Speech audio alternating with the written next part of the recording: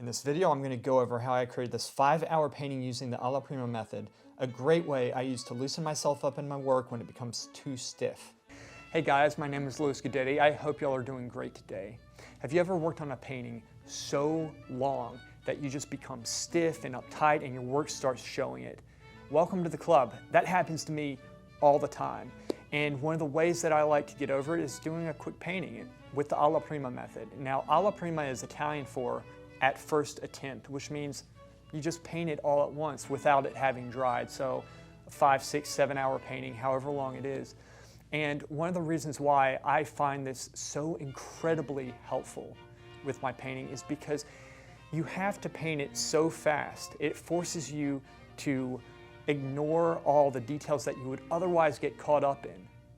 And you have to get it done, and it puts you in that mindset of getting it done, of finishing the painting. It has so many benefits to the work. So let's begin. I start by going through and clearing my previous still life setup. This endeavor immediately paid off with me finding my long-lost studio friend, the duct tape. You can never take too much time in setting a still life up because this is one of the most important stages. A painting must have an attractive composition and a beautiful flow of light, and taking your time and arranging your objects to work for this is crucial. Being that this was going to be a fast painting, I came into the studio with an idea of what I wanted to paint and how. I really wanted to do a flower scene, and since I was feeling like doing more of a traditional piece, I chose to buy some cloves of garlic and some pears because these are items you will often see in such civilized paintings. While arranging the setup, I ruled out the pears with the intention of doing another painting with them next week. That was until they spoiled the next day because I apparently don't know how to shop for healthy foods like fruits. I set up a blue cloth in the background and put a shadow over it so the flowers will pop. I contrasted the cool blue cloth with the warm ground cloth, which also echoed the warmth in the main vase with flowers. And this way I united the painting with the main vase holding the flowers, which is the focal point of the work. I used some old pots that I have lying around in the studio to complement the mood and to give it more of a timeless feel. Once I was satisfied with the colors, and once I thought I achieved a certain amount of depth in the painting, I started. I added my colors onto the palette and I just used whatever I had saved from my last project. For this painting, I basically only used ivory black, ultramarine blue, cadmium red light, yellow ochre, and titanium white. For this painting, I chose to paint on a wooden board instead of a canvas. I am painting with walnut oil as my medium, but I'm using less oil in the beginning than I will in the end because paint with more oil will stick better on top of paint without a lot of oil. This is a nice way of layering an alla prima painting. I start by blocking in the basic shapes with the intention of getting color and values as fast as I can. It is important to slow yourself down and think about your approach before putting your brush to the painting. The battle is always won before it starts. You cannot tell in this video, but I mentally prepared myself the day and night before. I thought about what I wanted to paint, how I wanted the painting to look in the end, how I could possibly achieve this. I tried to predict the issues I would have by taking into account my own weaknesses and bad habits that I have formed. Now this can be painful, but it's the fastest way to self-improvement. Once I got an idea of the issues I would face, I worked out in my mind to the best of my abilities how I would overcome them. For example, how would I mix the paint? With a palette knife, the brush, or with both? The palette knife would take more time to mix with initially, but might be worth the effort for the main colors. How would I paint the flowers? Would I paint the background first and then the white flowers over it? Or would I paint the flowers first and the background around it? These are the things that I work out before I start, and in that way I have the confidence I need going forward with the work, and my brushstrokes are all the stronger for it. I noticed the vase is a little bit too far to the right, and that would ultimately affect the composition negatively. So I decided to shift it to the left while it is still in this initial forgiving stage. The ability to move your drawing at almost any stage of the painting is an invaluable skill that I learned through much pain. Trust me, I know how hard it is after you have fallen in love with what you have painted to paint over it. But the ability to do so can make the difference between an amateur work and a masterpiece. This too is why it is so important to correct the drawing in the initial stage so you don't have to later on when you love what you have painted. So take that time in the beginning to save yourself much more time down the road. I proceed to paint in the vase with solid values and colors. Painting slowly has many benefits. When we paint fast, we make many mistakes because our eyes cannot keep up to the ever-shifting information that comes from fast brushwork. Now this is okay in many circumstances, but if you want to have beautiful brushwork in controlled areas, painting it on slowly will enable you to see what that brush stroke is changing as you apply it, and you will not make as many mistakes in this manner because your brain will have the time to think and take in more information as it happens. Oddly enough, painting slowly increases your speed of production when applied in this manner. Though at first the paint looks black, this is only because the contrasting lighter value of the board is making it look darker than it really is. There's actually a lot of color in these tones that I'm applying, and I know because I'm keying them up on my palette and comparing them to the black and white spots I have marked on the painting itself. They act as references for how light and dark I can go. This helps me to key the values properly. After I have enough information to go off of with the main vase, I proceed to paint the smaller cup, and I start with the areas I know are darkest. I normally will work from dark to light as it's easier to apply lighter paint over darker paint. In oils, you want the darks to look transparent and thinner than the lighter areas, which should be painted thicker. This way, the painting will take on a sculptural feel and add to the three-dimensionality it must convey.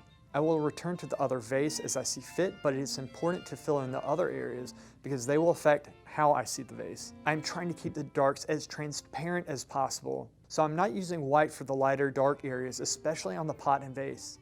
I am using a mixture of ivory black and ultramarine blue as my darkest dark, and I lighten it with yellow ochre and a smidgen of red, so basically orange. In this way, I'm able to lighten the black to a gray, and if I need it cooler, I can add some ultramarine blue.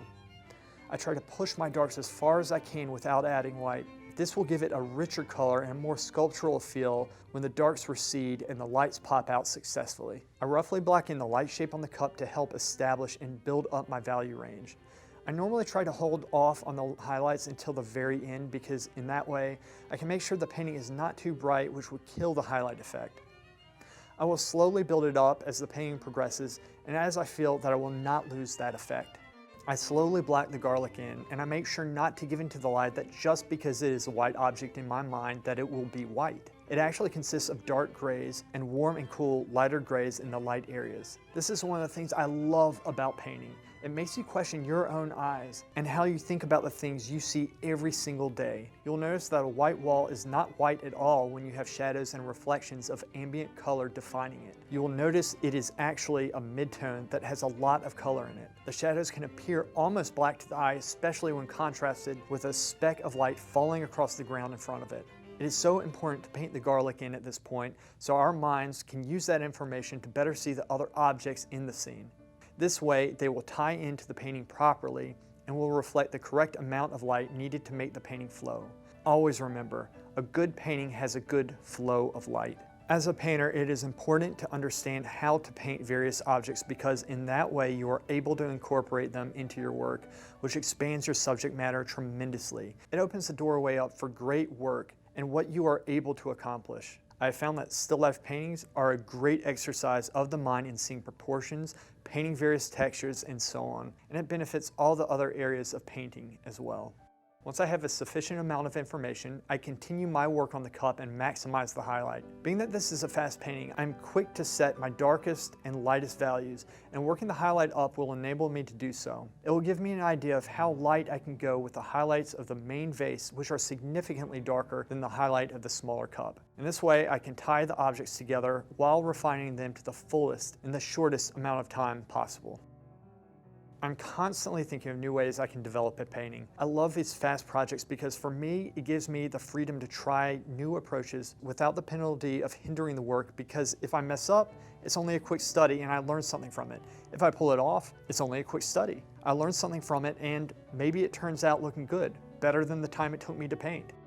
The alla prima method helps loosen my mind up significantly. I find that when I paint another painting after this method, I paint with much more efficiency and confidence, which means I achieve results faster and thereby don't spend as much time working the paint up that I normally would. In turn, the painting looks fresher and I have more fun with it. Guys, remember, if you want to be good at painting, you need to take it seriously, get a good game plan, and stick with it. You need to do the work if you want to be good, but that doesn't mean you can't have fun with it at the same time. I know it can get discouraging or tiring for those of you who, like myself, do it all day long, but that is why it's so important to put the energy into working towards being positive about painting and forcing yourself to come up with reasons why you like it. Forcing yourself to remember the times you felt good about your work and focusing your mind to replicate those feelings. It can be done. I chose to paint the flowers by partially painting in the background in the rough shape of the flowers. In this way, I maintain the relative positioning I have already drawn of the flowers, and if painted right, it will save a lot of time. Otherwise, I would have to get meticulous with the details because I would have to draw the background around the flowers, which would take more time. This is more of a sketch than a finished painting, and I believe I can learn a lot by taking this approach. When painting a lighter paint over a darker paint, unless you scrape the darker paint off first, it's best to add some medium to the lighter paint because, like I said before, paint with medium will better stick on top of paint without medium. So basically, thinner wet paint sticks on top of the thicker paint. It's not smart to go overboard with this technique, but learning it can be very beneficial to your work. I make sure to vary the light and dark flowers to create a sense of depth.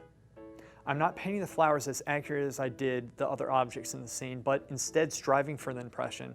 At the very end, I place my background. I waited until the end for this because oftentimes I place my finger on the board for support and I didn't want to get them dirty. After that, I signed the painting actually quite a few times because I kept on messing up, but I cut that out and I was done. All right guys, thumbs up if you like, thumbs down if you don't. Let me know in the comments if you found this video helpful, and let me know if there's anything you want to see me paint. All right, guys, take care.